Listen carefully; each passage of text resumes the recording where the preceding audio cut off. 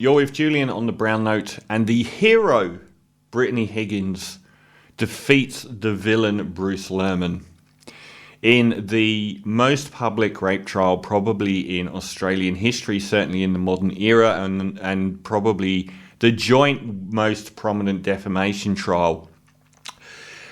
Something I've posted about on this show over and over and over, and videos are online going back for the last 3 years. And I'm very happy to say I was on the right side of history. Were you? A lot of us weren't. A lot of us trashed her all the way through and called her a liar. And for some unspeakable reason, felt affinity with Bruce Lehrmann, someone you could pick from a mile away, was capable of doing what the judge said he did in this defamation hearing, which counts as one of the biggest own goals in the history of own goals. Bruce Lehrmann lost his defamation against Network 10 and Lisa Wilkinson following a bombshell finding that he raped Brittany Higgins in Parliament House in 2019. I made an awful lot of posts about how I found it incredulous that the senior people in the Liberal Party, including the Prime Minister at the time, Scott Morrison, had no knowledge for 2 years that this had happened. It was absolutely incredulous to me that Scott Morrison didn't know that there was an alleged rape. Even if it wasn't true, that there was an allegation that had gone to the police of rape in offices just down the hall. It made no sense, it had no credibility, and it sounded like they covered it up to me to win an election, which would stand as the grubbiest political act this century. How do the people that attacked Brittany and destroyed her life all this time feel today? I bet you they're just basically saying she's still a liar. Why are we like this with women who come forward? We say, why didn't they come forward? And then we do this to them. It's obvious, isn't it? Wasn't it obvious what happened? Didn't all of the evidence point to it? Were you in fact looking for absolutely anything you could find to be on Bruce's side and against Brittany? 4 other women came forward and said that he had either sexually harassed or assaulted them. He's currently on trial for another rape in Queensland. So this is a shattering verdict.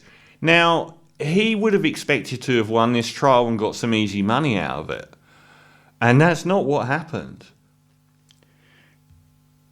So this is some of what the incredible judge, who is just a hero, he was amazing in his forensic ability to cut through all the crap and say, this is rubbish.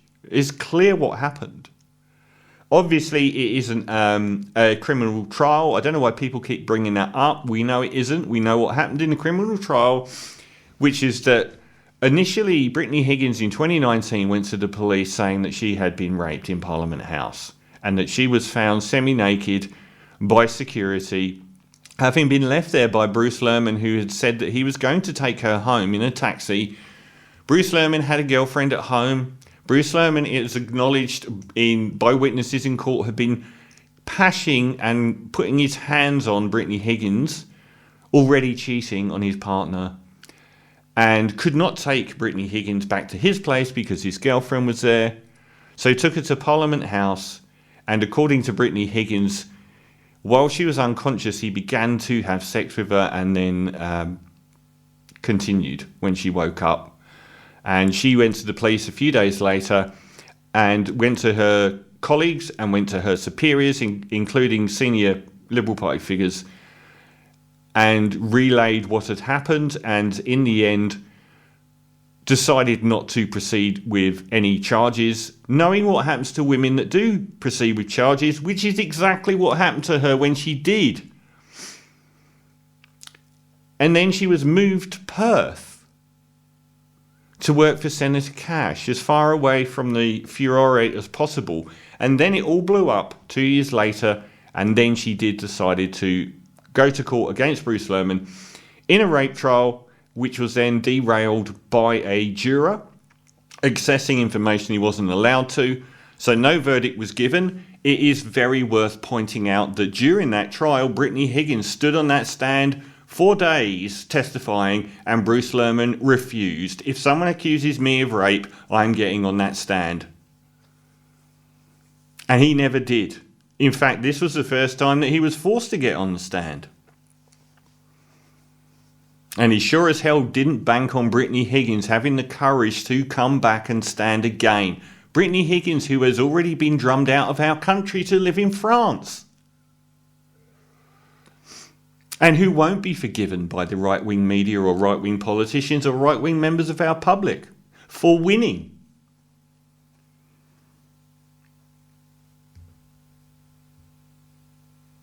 This was just an astonishing line. Imagine being Brittany Higgins and having gone through all of this.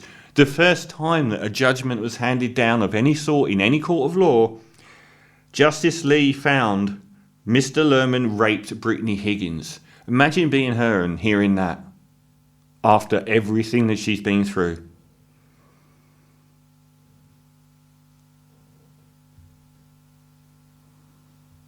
Justice Lee concluded his judgment by revealing the big mistake Mr. Lehrmann had made in relation to proceedings.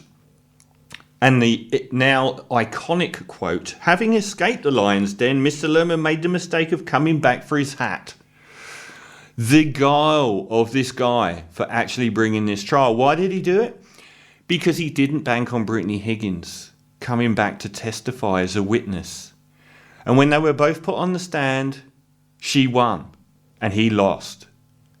And he lost worse than he would have in the initial trial, because even though he's not doing jail time for this, we saw his life laid bare and Channel 7 destroyed.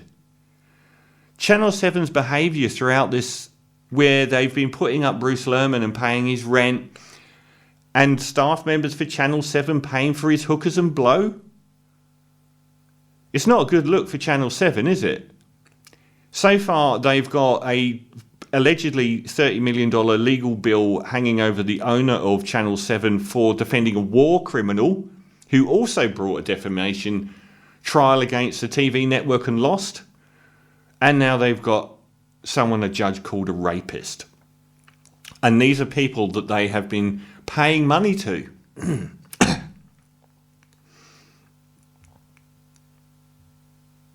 Justice Lee found Miss Higgins and Mr. Lehrmann had sex and she didn't consent.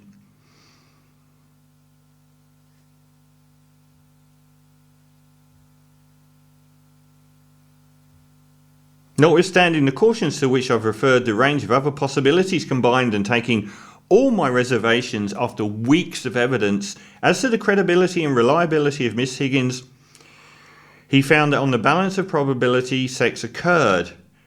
I'm satisfied Mr. Lehrmann's state of mind was such he was so intent on gratification as to be indifferent to consent. In his pursuit of gratification, he did not care one way or the other whether Miss Higgins understood or agreed what was going on. Her evidence, he said, struck me forcibly as credible and having the ring of truth. I'm convinced that sexual intercourse did take place with Mr. Lehrmann on top of her on the couch in a minister's office, in a Liberal Party minister's office. When are we going to start bringing up this verdict to the Liberal Party? The people that were involved at the time.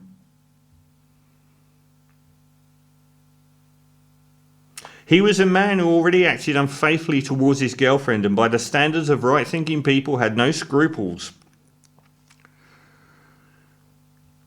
He could not go to his girlfriend's place for obvious reasons, and if he wanted to continue to be intimate with Miss Higgins, he knew the best place he could access and where they would be alone. Of course, he knew such things as the minister's office in Parliament House.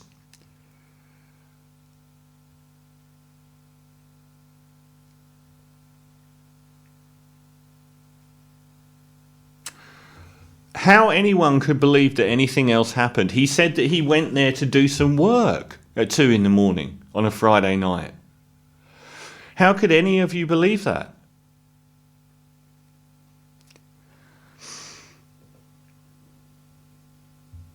Now, of course, the people that have opposed her all along are saying that there is some equivalence here between the judge finding that Lisa Wilkinson, the presenter of the both the speech that got her in trouble and the segment on Brittany Higgins, and Brittany Higgins were found to have lied, and that is an equivalence to Bruce Lehrmann.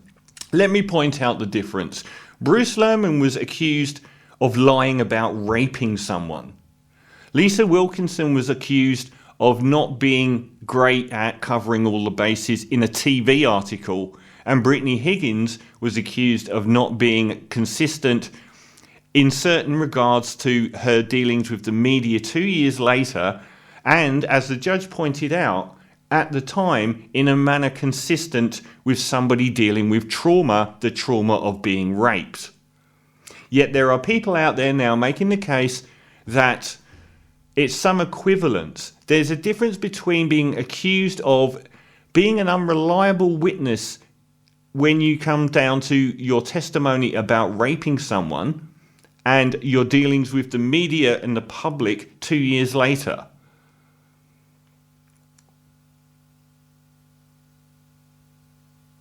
This is like the most spectacular own goal. There's no doubt in my mind that Bruce Lehrmann, who is backing Bruce Lehrmann? How did he get a 200 grand a year job when he hadn't even completed his degree at age 20 or something, age 21? Allegedly, he is a cousin by marriage of Scott Morrison. How has he enjoyed such fortuitous legal representation and expensive legal representation and such support from members of the press and the public? How is this toad-like individual got so much support? He thought that he had a slam dunk case because these cases against the media are so hard for the media to win. Because essentially, as with the Ben Roberts case, the judge has to find that you're guilty. And in the Ben Roberts case, the judge said, actually, I think you're a war criminal, therefore you get no damages and $20 to $30 million in legal fees. And in this case, the judge turned around and said, yeah, I think you're a rapist and you did rape Brittany Higgins and you're not entitled to any money. And now he has a probable $10 million legal bill. And now we should be asking questions about what did those people in the Liberal Party know? The level of distraction when this came out, like it was all guns blazing. I guess we owe a massive thanks to Brittany Higgins because it was the start of the downfall of Scott Morrison. After the story broke, it was a scandal every week for Scott Morrison for the next 18 months, which just killed him in the public's eye. But the media treatment, like the media treatment of Bruce Lehrmann, the media treatment of Brittany Higgins is just an eye-opener into something we all know about the state of Australia when it comes to race or sexism, which is there's a dark heart here. And when it comes to politics and media, there's a boys' club here that is full of onerous people. Christian Porter just lost a couple of years ago another trial where rape was involved, where he didn't lose, but he didn't win either, and he lost his job and his career, and he's vanished off the face of the earth. When he took the ABC to trial over another accusation of rape. You know, maybe it's not the Liberal Party that has a problem with women. Maybe it is a large proportion of the media and the public that have a problem with women. Because every time a woman that looks like Brittany Higgins comes forward, an attractive young woman, honestly, racial minorities get probably more favourable treatment from our legal system and public and media than an attractive young woman does. Look at the Lindsay Chamberlain thing. Look at Rebecca Lewis. The amount of people that came out screaming that they were guilty of the most heinous crimes. There's this natural propensity, and it's not just in Australia. Look at the student, I can't remember her name, in Italy. People will believe the most ridiculous stories. There was a clear-cut story here. It was obvious what happened. So why did so many of you believe him and still believe him now? Because you have this devil woman thing inside you, that she's somehow evil because she's an attractive young woman. And I tell you what, if she'd have just taken it and not said anything and it had come to light, none of this vitriol towards her would have happened. She got the vitriol because she stood up and then carried on standing up and then stood up again. We don't like it when uppity women stand up in this country. And now she lives in France because she could never get away from the Herald Sun has rapist loser Bruce Lehrmann on their cover yesterday. Yet they spent the preceding couple of years with a lot of people trashing the living hell out of Brittany Higgins. How are all these journalists, like Sky News at night, the people on there, the presenters on there and the guests on there that have trashed Brittany Higgins for years, how do you feel? How do you sleep at night? I really hope that this is some closure for Brittany Higgins. I mean, you've got to learn that closure can only happen to yourself. The people that are doing the bad things are never going to change. They'll still hate you. It doesn't matter whether they watched it on video, they would still blame you for it. But Brittany Higgins, you're a hero, and you won't be forgotten. Not only won't you be forgotten by the bad guys, but the good guys as well. And you stood up for something incredible. And the fact that you came back and you testified again and you made that weasel get called a rapist in court, you are a legend.